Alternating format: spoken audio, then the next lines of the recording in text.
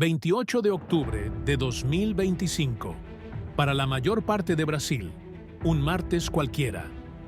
Pero para Río de Janeiro, fue el día en que la ciudad se sumergió en un escenario de guerra urbana.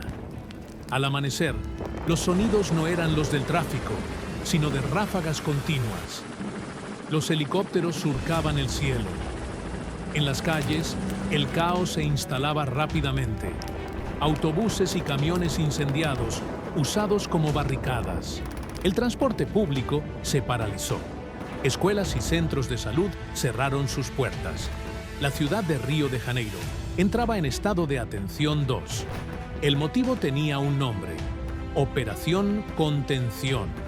Esta no era una operación policial rutinaria. Fue anunciada por el gobierno del estado como la mayor acción integrada de las fuerzas de seguridad de los últimos 15 años. El objetivo: sofocar al Comando Vermelho, la facción criminal más grande del estado. 2.500 agentes, una fuerza de tarea de policías civiles y militares, incluyendo las tropas de élite del Batallón de Operaciones Policiales Especiales, el BOPE, fueron movilizados. Los objetivos: los complejos del Alemão y de La Pena, en la zona norte, considerados los principales cuarteles generales de la facción. El objetivo declarado era combatir la expansión territorial del grupo, arrestar a líderes y cumplir órdenes de captura. El gobernador Cláudio Castro fue enfático. Lo que se estaba combatiendo no era más crimen común, sino narcoterrorismo. Para esta guerra, el Estado movilizó su arsenal pesado. 32 vehículos blindados, popularmente conocidos como caveirões, avanzaron por las callejuelas. 2 helicópteros daban soporte aéreo. 12 vehículos de demolición fueron usados para remover barricadas, pero la resistencia fue igualmente tecnológica y feroz. Por primera vez a gran escala, los criminales usaron una táctica de guerrilla moderna: drones. No solo para observar el movimiento de la policía, sino para atacar. Circularon imágenes que mostraban pequeños drones adaptados soltando artefactos explosivos sobre los policías, intentando contener el avance de los blindados. El enfrentamiento fue directo, brutal y duró horas. La intensidad de los tiroteos transformó las comunidades en zonas de exclusión. Los residentes, atrapados en el fuego cruzado, relataban horas de terror absoluto, escondidos debajo de camas, en baños, rezando para que las balas perdidas no encontraran sus cuerpos. Y entonces, el costo humano comenzó a contarse. La operación, que buscaba contener el crimen, cobró la vida de 4 agentes de la ley. 4 policías que salieron de casa para trabajar y no regresaron. 2 eran del BOPE, la élite de la policía militar. Entre ellos, el sargento Serafín, un veterano que ingresó a la corporación en 2008, dejando esposa e hijos. Los otros 2 eran policías civiles. Marcos Vinícius Cardoso Carvalho, de 51 años, conocido como Máscara, jefe del sector de investigaciones de la 53ª Comisaría de Policía, en Mesquita. Y Rodrigo Belloso Cabral, de 34 años, asignado a la 39ª Comisaría, en Pabuna. Ambos fueron baleados y, aunque fueron socorridos, no resistieron. La muerte de los 4 agentes conmocionó a la corporación y a la sociedad. Ellos fueron las primeras víctimas oficiales de una operación que, al final del día, rompería un sombrío récord. Cuando el humo comenzó a disiparse, el gobierno del estado divulgó el balance oficial: 64 muertos, 60 presuntos criminales y los 4 policías. El número era escalofriante: 64 muertes.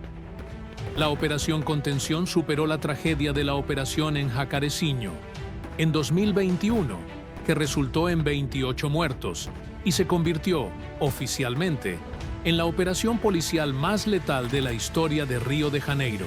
Además de los muertos, el gobierno reportó más de 80 detenciones y la incautación de un arsenal, más de 90 fusiles, pistolas, toneladas de drogas y explosivos. Para el gobierno, A pesar de las pérdidas, la operación fue un éxito. El gobernador declaró que el Estado no retrocedería y que, de ese total de muertos, víctimas solo tuvimos a los policías. Pero el conteo oficial estaba lejos de ser un consenso. Casi de inmediato, otras voces comenzaron a cuestionar las cifras. La Defensoría Pública del Estado de Río de Janeiro y activistas de derechos humanos, basados en relatos de residentes y observadores locales, comenzaron a hablar de un número mucho mayor. La prensa, como el Correio Brasiliense, citando fuentes de la propia Policía Civil, noticiaba un balance de 119 muertos. El portal J informaba que el número de muertos superaba los 130.